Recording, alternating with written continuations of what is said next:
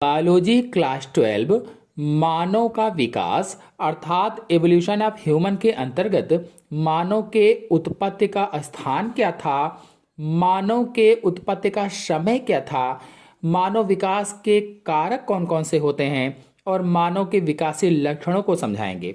तो चलिए शुरू करते हैं। सबसे पहले जानते हैं कि मानव के उद्भव का स्थान क्या था, place of origin of man. तो आधुनिक मानव का वैज्ञानिक नाम होमो सेपियंस सेपियंस है। जो आधुनिक मानव है इसका जंतु वैज्ञानिक नाम होमो सेपियंस है और इसके उद्भव या उत्पत्ति और विकास की कथा भी जीवाश्मों के रूप में पृथ्वी की चट्टानों में अंकित है, किंतु ये अभिलेख अपूर्ण हैं। यानी कि मानव की उत्पत्ति कैसे हुई, मनुष्य पृथ्वी पर कैसे आया और उसका विकास कैसे हुआ, ये जीवाश्मों के रूप में पृथ्वी की चट्टानों में अंकित हैं, जीवाश्म के रूप में। लेकिन ये जो अभिलेख हैं, ये जो जीवाश्म है, ये अपूर्ण है, पूरे नहीं हैं। अब तक मिले खंडित जीवाश्म अभिलेखों से मानव वैज्ञानिक इस निष्कर्ष पर पहुंचे हैं कि मानव के विकास की कथा एशिया तथा अफ्रीका और यूरोप के कुछ भागों में किसी अमानवीय जीव से प्रारंभ हुई। मतलब अब तक जो खंडित जीवाश्म मिले हैं, जो अभिलेख मिले हैं, खंडित का मतलब जो पूरे अभिलेख ना हो उन्हें ही खंडित कहा जाता है, टूटे फूटे हों तो ऐसे जीवाश्मों को खंडित कहते हैं। तो टूटे फूटे या खंडित जीवाश्म अभिलेखों से क्या पता लगा है, क्या निष्कर्ष निकला है कि मानव के विकास की जो कथा है ये एशिया, अफ्रीका और यूरोप के कुछ भागों में किसी अमानवीय जीव से प्रारंभ हुई है। अमानवीय जीव। अगर कहा जाए कि यह निष्कर्ष किन तथ्यों पर आधारित है तो कई तथ्य हैं। पहला है आदि मानव के जीवाश्म मुख्यतः अफ्रीका, चीन व यूरोप से मिले हैं। जो आदि मानव था उस आदि मानव के जीवाश्म कहाँ मिले हैं, अफ्रीका, चीन और यूरोप से मिले हैं। फिर दूसरा तथ्य था कि एशिया में पालतू जंतुओं और पौधों की संख्या सबसे अधिक है। जो एशिया है इसमें पाले जाने वाले जंतु और जो पेड़ पौधे हैं इनकी संख्या सबसे ज्यादा है।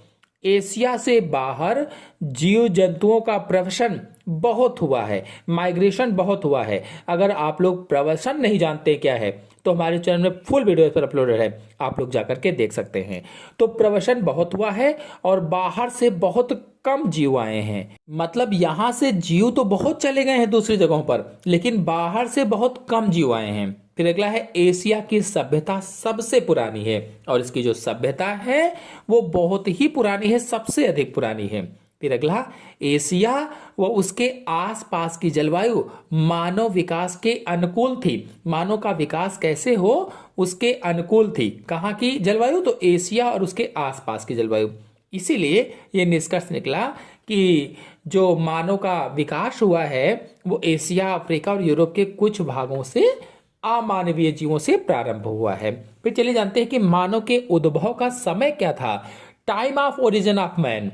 तो मानव का विकास कब हुआ है यह एक विवादास्पद विषय है। यानी इस पर अलग अलग लोगों का अलग अलग मत है कि मानव का विकास कब हुआ है, इसीलिए विवादास्पद कहा गया है। रामापिथेकस की खोज से पूर्व यह माना जाता था कि मानव के विकास की कथा लगभग 50 लाख वर्ष पुरानी है। यानी जब रामापिथेकस की खोज नहीं हुई थी उसके पहले ये मानते थे लोग कि मानव का जो विकास है इसकी कथा लगभग में 50 लाख वर्ष पुरानी है। मानव वैज्ञानिकों का मत है कि मानव का विकास संभवतः 1,30,00,000 वर्ष पूर्व मध्य नूतन या कह लीजिए कि मियोसीन युग में अंतिम काल या अति नूतन या प्लियोसीन युग के प्रारंभ में हुआ था। यानी कि मध्य नूतन या मियोसीन युग के अंतिम काल में या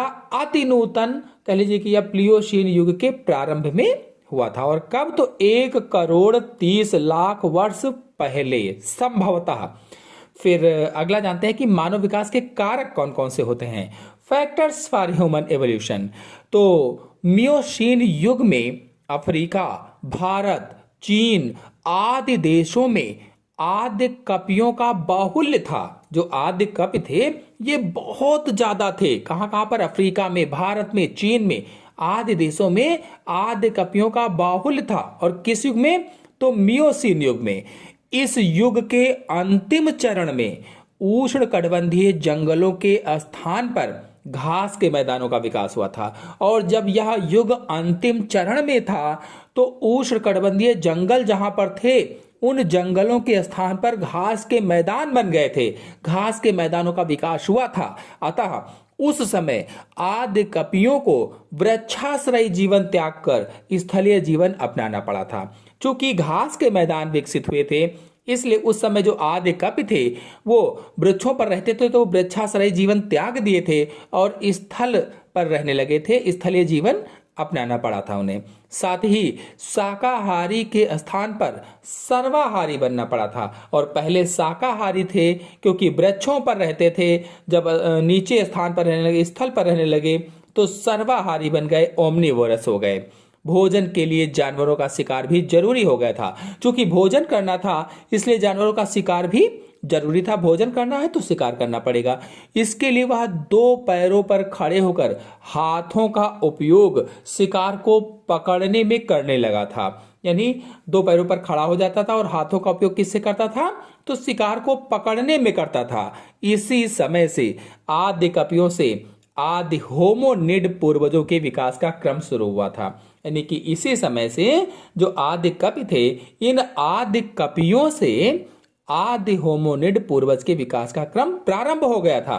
चलिए जानते हैं कि मानव के विकासीय कई विशिष्ट लक्षण मानव को कपियों से अलग करते हैं। अब इनमें से पहला है द्विपाद चालन। द्विपाद चालन का मतलब है कि मानव भूमि पर रहता था और दो पैरों से चलता था। पिछली जो उसकी टांगे थी उनकी सहायता से चलता था और अगली जो टांगे थी उन भुजाओं से अन्य विभिन्न प्रकार के कार्य करता था। और फिर है सीधी मुद्रा।